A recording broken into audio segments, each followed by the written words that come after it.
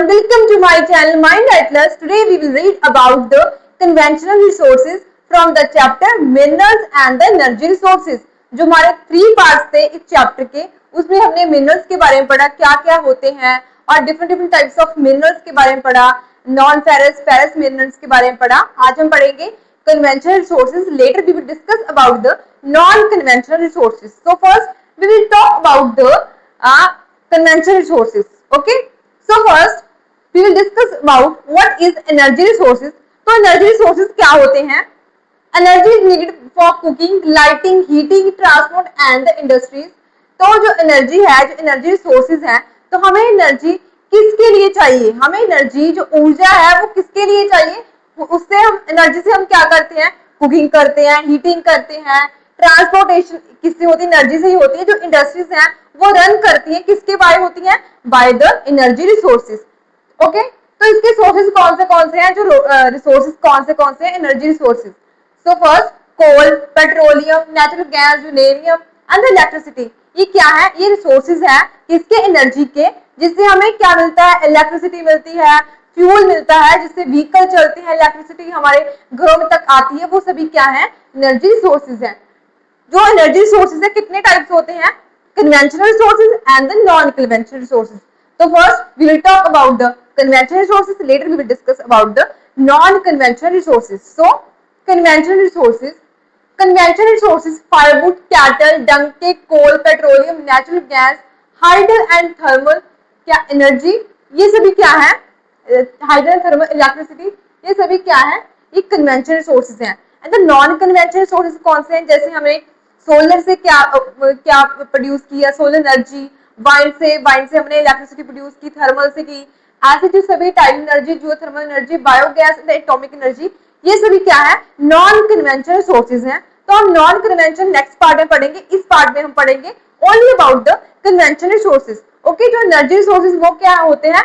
हमें एनर्जी देते हैं. हमें ऐसा है कि हमें हीटिंग देते हैं for the cooking, transportation, industry run करने में जो एनर्जी रिसोर्स है वही हेल्प करते हैं. तो जो एनर्जी रिसोर्सेज है 2 टाइप्स के होते हैं, conventional and the non conventional. Non conventional हम लेटर पार्ट में पढ़ेंगे. इस पार्ट में हम पढ़ेंगे कन्वेंशनल रिसोर्सेज के बारे में. सो स्टार्ट करते हैं. So first problems with the firewood and dung cake. So जो कन्वेंशनल रिसोर्सेज में फायरवुड है, डंग केक्स है, उससे हमें क्या प्रॉब्लम है? जो हमारा हाउस होल्ड है, जो विलेज के घर होते हैं, जो 70% ऑफ एनर्जी है वो किससे होती है? मीटअप होती है डंग केक्स से एंड द फायरवुड से. इस जो फायरवुड हम जो हाउस होल्ड लेडीज हैं वो क्या करती हैं? वो फॉरेस्ट में जाती हैं और जंगलों काटती हैं, उससे वुड लेकर आती हैं. इससे क्या हो रहा है? जो फॉरेस्ट का एरिया है वो डिक्रीज हो रहा है. एंड जब हम डंग केक को जलाते हैं उससे क्या होगा? इन्वायरमेंट पोल्यूशन होगा. And it reduce availability of valuable manure of the agriculture. तो इससे क्या हो रहा है? जो अवेलेबिलिटी हो रही है, जो मैन्योर जो हमारे एग्रीकल्चर के लिए चाहिए मैन्योर, उसकी अवेलेबिलिटी भी डिक्रीज हो रही है. ये शॉर्ट क्वेश्चन है, आपके पेपर में आएगा कि डंग केक्स एंड द फायरवुड से हमें कौन सी जो प्रॉब्लम्स होती हैं. तो इन्वायरमेंट प्रॉब्लम तो यही है कि फॉरेस्ट का एरिया डिक्रीज हो रहा है और पोल्यूशन इंक्रीज होता है. किससे? जब हम फायरवुड जलाते हैं, डंग केक जलाते हैं, ऑब्वियसली क्या होगा? पोल्यूशन तो इंक्रीज होगा, एयर पोल्यूशन होगा. एंड और क्या हो रहा है? जो एग्रीकल्चर में हम यूज करते हैं dung cakes as a organic farming में हम यूज करते हैं, ऑर्गेनिक मटेरियल यूज करते हैं, उससे क्या हो रहा है? उससे जब डंग केक हम घर में यूज करेंगे तो जो एग्रीकल्चर के मैन्यूर है उसकी अवेलेबिलिटी भी डिक्रीज होगी.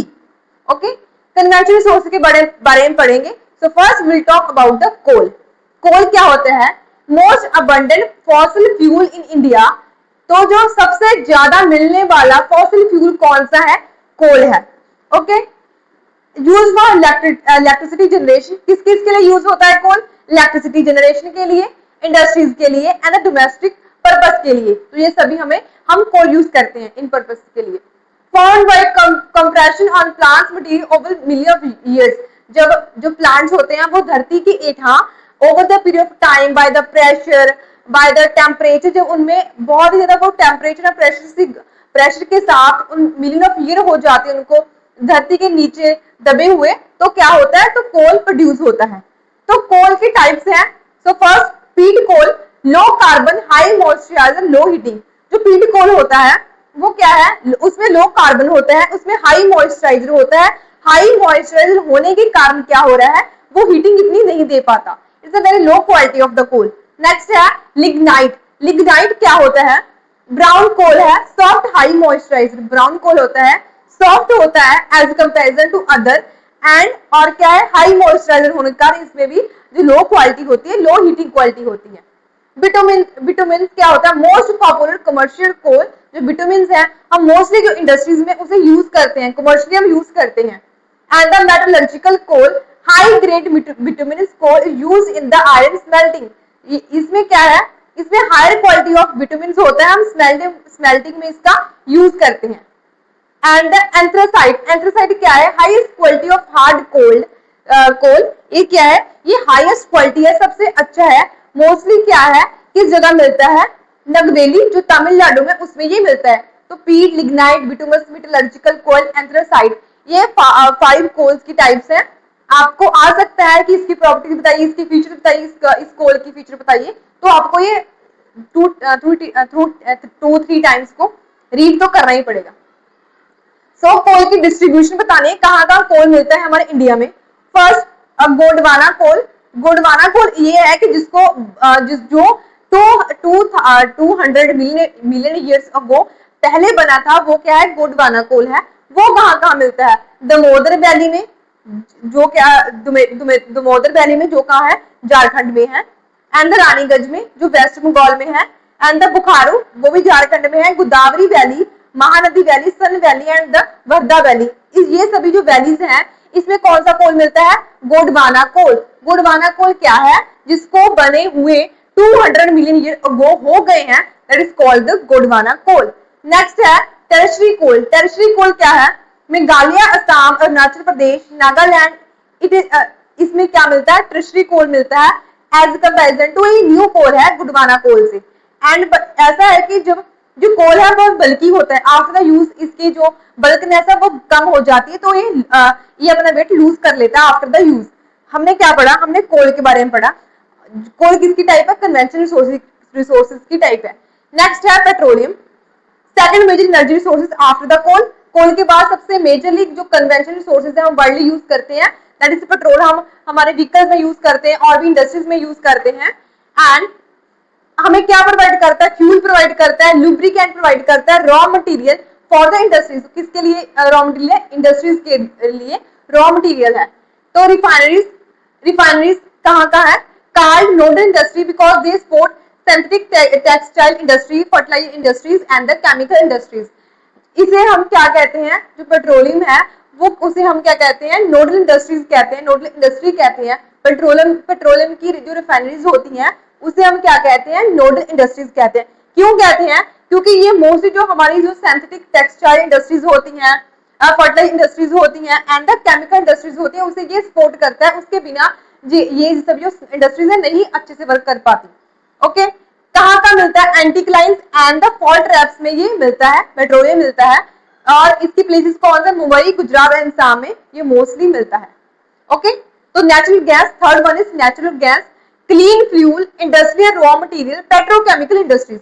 जो नेचुरल गैस है, जब हम पेट्रोलियम को निकालते हैं उसके साथ ही हमें नेचुरल गैस मिलती है।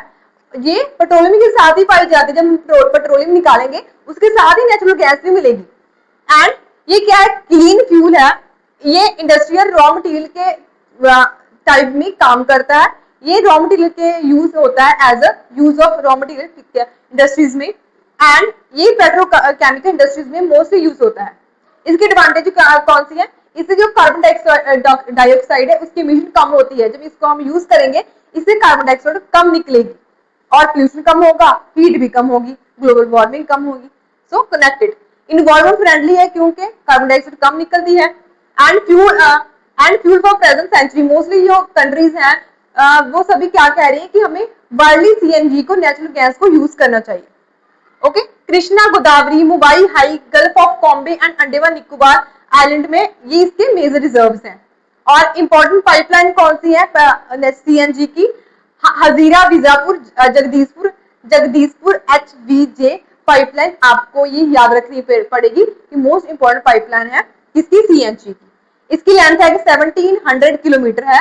कनेक्ट, ये मुंबई हाई को कनेक्ट करते हैं किसके साथ, basin gas field with industries के साथ। ओके, ये कनेक्ट करते हैं मुंबई हाई को बेसिन गैस इंडस्ट्रीज की पाइपलाइन के साथ। ओके, यूज ऑफ सीएनजी, तो इसके यूजेस क्या क्या हैं, रिप्लेस लिक्विड फ्यूजन व्हीकल्स, जो हम पेट्रोलियम और डीजल यूज करते हैं उसे रिप्लेस कर दिया है सीएनजी ने, और इससे क्या हो रहा है, पोल्यूशन कम हो रहा है एंड मोस्ट इन्वायरमेंट फ्रेंडली, हम इसको क्या कह सकते हैं, फ्यूल कह सकते हैं, एंड इन्वायरमेंट फ्रेंडली है, ये तो हमने बता दिया। नेक्स्ट है इलेक्ट्रिसिटी। इलेक्ट्रिसिटी हमें किस किस से मिलती है, हमें पानी से हम जनरेट कर सकते हैं, वाइन से जनरेट कर सकते हैं, सोलर से हम जनरेट कर सकते हैं electricity. So first hydro electricity, जब डैम्स है, डैम्स में पानी निकलता है, जाता है, फ्लोइंग वाटर जाता है और बाय द प्रेशर क्या होता है, इलेक्ट्रिसिटी जनरेट होती है, इसे क्या कहते हैं, हाइड्रो इलेक्ट्रिसिटी। एंड जो हाइड्रो इलेक्ट्रिसिटी के जो प्रोजेक्ट है वो मोस्टली फेमस कौन से हैं, भाखड़ा नंगल प्रोजेक्ट है जो पंजाब में है, दामोदर वैली कॉर्पोरेशन नर्मदा वो वाला प्रोजेक्ट है, एंड द कोपाली हाइडल प्रोजेक्ट, ये किसके फेमस है, हाइड्रो इलेक्ट्रिसिटी के ये मोस्ट फेमस प्रोजेक्ट है। थर्मल इलेक्ट्रिसिटी, ये क्या होती है, हमें ये कोल से ऐसे एनर्जी मिलती है, generated using coal petroleum natural gas, जब हम कोल और पेट्रोलियम और नेचुरल गैस को यूज करते हैं उसे हम क्या प्रोड्यूस करते हैं, उसे हम इलेक्ट्रिसिटी प्रोड्यूस करते हैं, जो मोस्टली हमें जब हम इलेक्ट्रिसिटी प्रोड्यूस करते हैं कोल पेट्रोलियम और नेचुरल गैस से ही करते हैं। तो हमने यहाँ पर कन्वेंशनल रिसोर्सेज को खत्म कर दिया है। नेक्स्ट पार्ट में हम नॉन कन्वेंशनल रिसोर्सेज के बारे में पढ़ेंगे।